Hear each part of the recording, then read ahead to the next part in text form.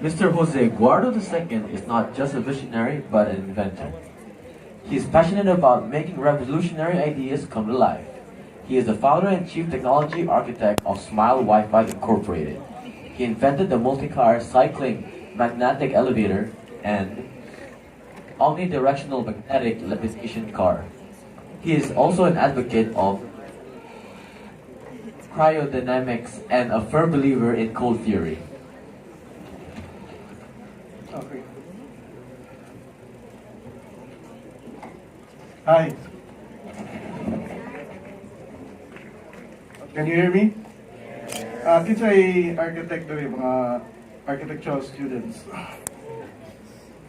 Is there any architectural students diri? Or how about physicists? Physicists.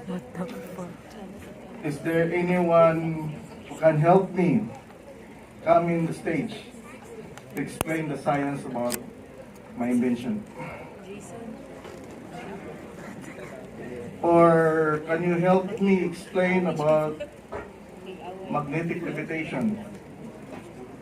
If there is one, please come up. Hello. Because I'm sharing to you the physics behind my inventions. Actually, basta yun na rin compare sa physics ni James sa katong kanina, sa pole dancing. It's easier because I cracked the codes and I will explain it to you easily. I have this dream that someday our cars will be levitating like this, where the wheels, if you notice, there's none, but the wheels are rotating horizontally parallel to the ground.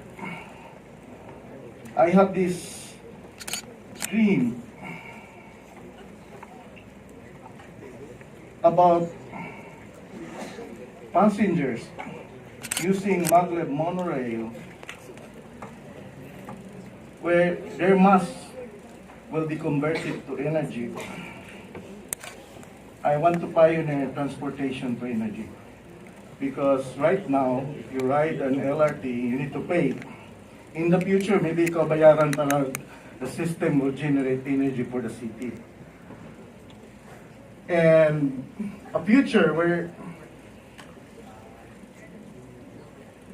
it's a different architecture, where technology will define the design of your building, where elevators will move along the slope of the building in a multi-car, cyclic, moving fashion. And I'm sure you have seen this movie. It's from Total Recall. This scene is a very familiar scene. The cars are levitating. This is the vision that I envisioned when I chase this Maglev vision. And the science or physics behind it is my invention. That movie is released in 2012, but I have this patent filed in 2002. And I get a US patent and a Philippine patent for that one. These are the ideas on that patent. And You will bring Captain Solo and the Wookiee to me. in 1983, You can either profit by this. I was still grade 6, and I watched This is your this last movie. chance. And Free up or die. what interests me is Darth Vader not Darth Vader your father? or Yoda, Your father was seduced But- by the dark side of the Force. something to do with this car. It's levitating. And that time, grade 6 pa ko, I asked, how can I make this idea, this science fiction movie, to become real? So, during the time, wapan ako na-crack ang code, I was tinkering about electron motion, the planetary motion. And I was wondering why the moon is hovering. Wondered what's the theory? And I found out that spinning is the common denominator. When you spin the magnetic field on a conductor, you will be able to levitate not just a car, not just a train, also hoverboards. Can say gusto hoverboard? Hello? Lao mo siguro na kung physics. But anyway, I'll give you the concept. I'll make it simple, okay? Para usaptan ninyo. These are current. And this is magnetic. If you allow it to spin, the field, the conductor, will produce a field that will repel the external magnetic field. Then that's Lenz's law. And this is one of the hoverboard design that I sketched. In the future, we store energy using compressor, using my cold engine out there, and then store that energy instead of using lithium, and use this compressor to rotate either an electromagnetic array or using a passive magnetic array. Kilo man. Paisig ko kasabot. Anyway, masayo naman siguro din visually. These are short-circuited coils, and I prepare aluminum because number one, it's abundant. It's cheaper than copper. And if you put it in a mesh, it will become your road.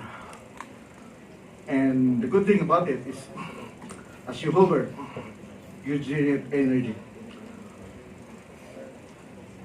That's the space car design that I have. And wheels will be made of magnets on magnetic array. When you allow it to spin, it creates those kind of levitation. And basic science behind it is Lenz's law. And what is Lenz's law? Si Jane, ganina na siya formula, nasa ko formula. I think masayo naman yung learning. This is Paradise law of induction. And Lenz's law is, asa man si Lenz's law diha? Can you volunteer if asa si Lenz's law? Up the D. Kinsay-sayang test dali. Anyway, Lenz's law is the negative sign of Paradise law of induction. So that's why masayo na ni. If you have a conductor, you allow the magnetic field to go down. You notice hinay ka siya mahulog. And the layman's explanation, para masaktan niya, is ang magnetic field, if you put it closely to a conductor, the conductor will produce a field that will repel the external magnetic field. Satan? Lawang Japan? Anyway, I show you the magnets. I will. They brought out a heavy looking. I don't know if somebody have seen this kind of magnet. This is uranium iron boron magnet.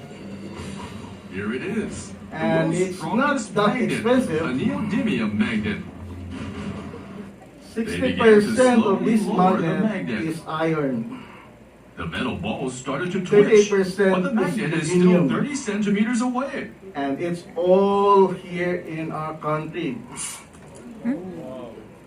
60% of these magnets nasa mong hometown sa Surigao. And we're just throwing it away for cheap. The space But between anyway, the magnet and the ground is packed with the metal balls. It's look even how more strong it surprising to is. touch. It's stuck. It won't budge. I can take a few off the surface, but the rest won't move. Once the balls are stuck, they can't be removed by hand. They Once have locked, to that be was pried like off, like this. Agata mo. If you can answer my questions. Anyway, this is me and my chairman in 2005. Actually, I placed an ad. I announced to the world in 2003 when I filed a magnetic levitation patent in USPTO. And I announced to the world that I have an invention, a Maglev car. I announced it to the world, and only one ate my message. This is my chairman. So I owe a lot to him because he's part of the reality of why I'm here and why we're able to pursue chasing this Maglev vision. And he asked me, if we are going to start Maglev vision, what should we do? And I said, maybe startup toys. So, architecture mago, I need to train myself to become an industrial designer. I need to learn softwares like Unigraphics or GUI and learn a little Chinese para makasilabot yung sa mga Chinese stuff. But you can search it in YouTube. This is what we do. This is the animation behind this is our prototype. And this is the concept of how Maglev works in a non-contact propulsion. And there's a lot of application to this technology. We have a video in 2008 at Shanghai World Toy Expo. And during my stay in China for 12 years or more than 12 years, I patent more renaissance on my part. I discover a lot of things, and one of these is Maglev elevator, Maglev train. So using the same principle, spin-induced lens slow levitation. And I also theorized the idea of transportation to energy, wherein your mass will produce energy. You as a passenger, time will come if we harness the potential of gravity. In the process, you are energy. Now, anyway, this is me, with our prototype, and this is in Shanghai. We call it our garage. We have this invention and our prototype. And being a scientist, I try to experiment. I allow things to fail so that I can understand the principles. And one of the accidents that happened during those experimental years is when I allowed this prototype to climb up almost 90 degrees. And it climbed up almost 90 degrees. So I wonder, what's the application? And I found out that I have invented a multi-car cyclic magnetic elevator.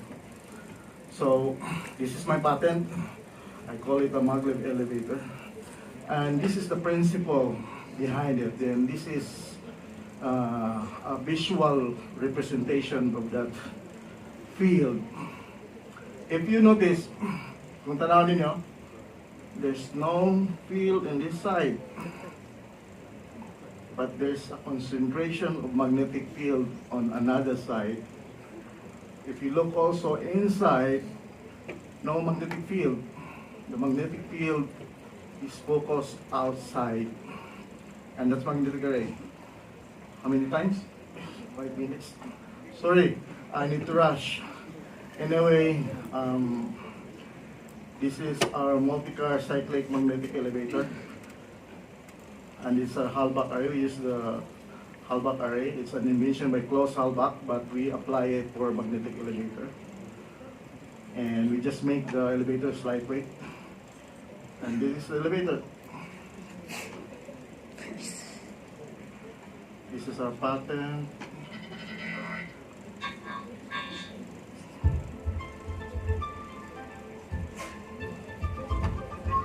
I think mulampas ko 18 minutes. Pero maybe I will need to violate because I need to make sure that everybody will see what I want to present. Kamu na ipala mag-cut by, okay? Anyway, this is the concept. This is the elevator, and you will see the beauty of this elevator because it's a multi-car. Meaning on one shop, we cut the ropes. Now you can move sideways. And you can have multiple elevator cars in one shop. Usually in an elevator, or Sarak elevator, going up and down. But now we changed the game and we changed the rules. Because of this invention, you can have multiple cars.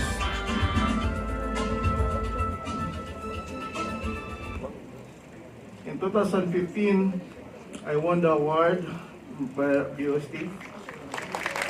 By the way, these are Filipino inventions. I hope you're proud of me. Okay? You should tell the world that the Maglev elevator and Maglev car are invented by Filipinos. So I won the award, first runner-up and second runner-up, both for multi-car cyclic magnetic elevator and my Maglev train. And eventually I met the president and I had a talk with him and I shared to him my vision. And we talk about federalism and I said to him that, you know, to decentralize Manila, we need to use technology, use trains, not just trains, but Maglev trains. And ingon siya, "Dagi, bahala mo. Prototype mo, buhat mo prototype, isa kasa." Anyway, kung ako yung presidente, and my technical men will approve it, so be it. Muna isulti ni Digong sa ako. And that time, he announced to the public that he's not running. But on our private conversation, he said that if he will become president, he will support our vision. And I told him, Mr. Mayor, because Mayor pa siya at the time, you know, I have this vision, but I need you to help me on this. So that's why our advocacy is to use monorail. Why monorail? Number one, because we Filipinos will be able to participate on the innovation. And we choose Bombardier because unlike LRT, bagay siya sa Cebu, the design and the wires, it can turn curves, so pwede na to siya pa 220 from El Bacalso going to Pirama and Mania to Grota. And unlike the traditional, it's a straight line, but we go unorthodox, so we follow the capability of technology. And sunod po ba ito natong talamban? I hope if ma-approve nito gadi. So this is Cebu in the future. And actually, if you will help us with our advocacy for this monorail for Cebu, we will be closer to make that dream a reality. It will start in Talisay, Gaisano, along N. Bacalso Avenue. We use the medium road. Sorry guys kung ni-supra ko, but I need to finish this. And the design of the station are exaggerated. Ipadako na to para maklaro ninyo. And the concept is that the station is no longer just boarding and riding. We changed the game. It is a place where you can stay and meet up. It will be an incubation for talents. It is a nest where like-minded people will meet up. So So it will go to Puente via Birama, B. Rodriguez. Because the technology allows us to do so. Unlike sa LRT, it just goes straight line. We can turn curves, and Pennsylvania would look like this.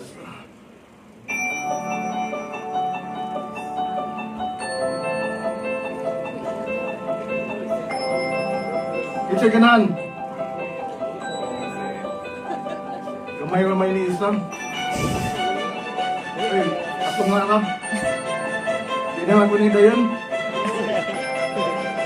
But the station, pwede mo mag-Starbucks na dito. Social. And pwede na mo magpa-selfie sa Puente using the monorail. Mag-Facebook live mo. So this is Cebu in the future. Nanay BRT, nanay monorail, nanay Egypt. Who wants this to become a reality for Cebu? Are you with me? Yes! Thank you. Anyway, this is the future. Sa'yo na sketch ang idea. But mahal kayo i-implement. Kaya this is 3 billion per kilometer. So kinsay na 3 billion niya. Bahol ba ko? Anyway, the north and south corridor will be solved by our monorail from Mandaue to Talisay using our monorail. And in the future, we can have a connection towards Talamban. Natay station there is sa San Carlos. There is sa Sapad. Palanding marathon train. You want it? Joke lang. And this is one of the concept of the station. We call it the nest. Mga eagles pa me. So, if you want to become an eagle, board on the nest. The nest is a concept of the station. Social na ba? Because anyway, our advocacy is about inclusiveness. Usually in Manila, they design the train system para lang sa masa. Wala i-design para sa mga social. Pero daghan mag social mo sakay train ba? Di ba? I'm sure many of you. So who knows? One of the station will be like this. In China, they call naked nest or naked hub. Magpa-member mo, then libre and rides. But you can have free Wi-Fi, maybe fiber optic speed. You like it? Free coffee o beer. Sa mga palahog, may kayo. And there will be a gym. Kinsa yung mga tambok dere. You will use this membership club. We call it Nest. And there will be library. And of course, we need to invent new things like an app that will, para makapark mo, ma-reserve daan ang inyong parking slot. You don't have to go in circles. I invented this also. And ang pamasahe is 11 pesos plus 1 sa ordinary. And sa mga social, ari ta dire. Pero ako di ko ka-afford dire, ari ko sa masa. I belong to the ordinary people. Pero kamo maybe dire. Ang nakanindot sa inyong station kay air condition ang waiting area, high speed, napay comfort room na premium, pwede pa na ito butangan ng washing machine. Dili, wala, libreng wifi. Sa nagdaginot, ari ta dili. Pero katong mag-usik-usik kwarta, ari mo dili. And look at our monorail. Kung ika na may 22 lang, in 30 minutes, abot na gikan sa Talisay, to Mandaue. Karon, how long will it take you? 3 hours. 2 hours? I can't believe. Kung premium ride, 43. Pero in every 3 minutes, na train. Ang economy, every 6 minutes. Kung mag-grab ka, giswayan ako, 303 to 530. Hindi ko ka-afford. Taxi ko, 215 to 330. But it will take me 2 hours kung agi ko kulon. And kung mag-jeep ko, asay mag-2 rides. Nakasave ko 2 pesos. Asa man mo mag-jeep mo? But it will take you 2 hours or 30 minutes. 22 pesos. So I hope matinood niyo, no? But there's a problem. Ang problem is because it's an unsolicited proposal, meaning there will be challenges because we will undergo the legal terms under the law, PPP unta. So there is a proponent, kung kinsa makauna, it will be either the LRT or the monorail that complements with BRT. So kung maunhan mag-submit, then this will be the future of Cebu. Pero kung makauna ta, kung tabangan ko ninyo, this will be Cebu. Asaman mo. Anyway, para kwan, baligyan man ako ng monorail, mas lindot yun di ba? Compared to ano yung LRT, tanawa, may metal, taba kayo ni. Creates friction. It's inefficient. Right now, it uses rubber tires, the monorail. But in the future, we can convert logistics. So at night time, what ay musakay, cargo, right? Cargo, delivery to the airport, to the seaport. And this is the rubber tires. The beam of the monorail is only 69 centimeters wide. Right now, it runs on friction. Sa pole dancing, you need friction. Sa monorail, you need friction also. Pero ako, Maglev man ko, para di mo maglebog, I advocate frictionless.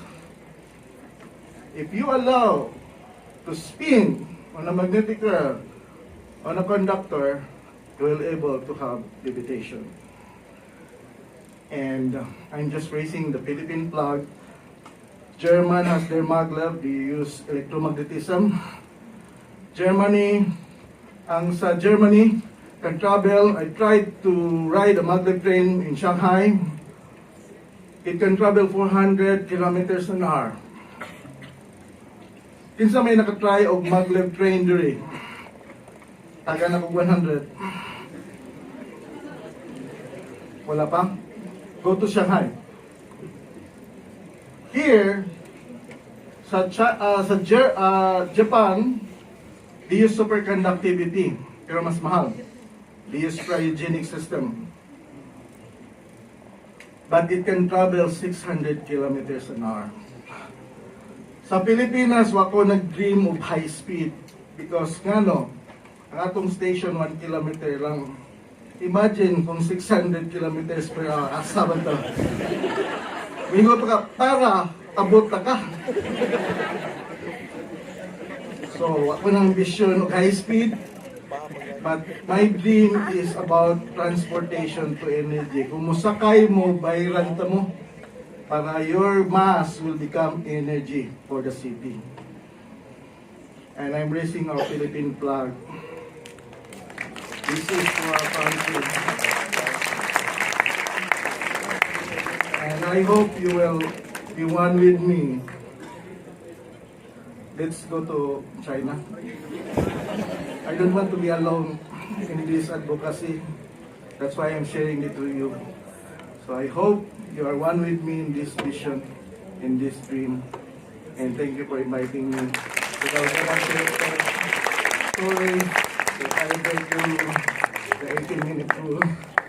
Now my 5-minute rule, I need to go. Thank you.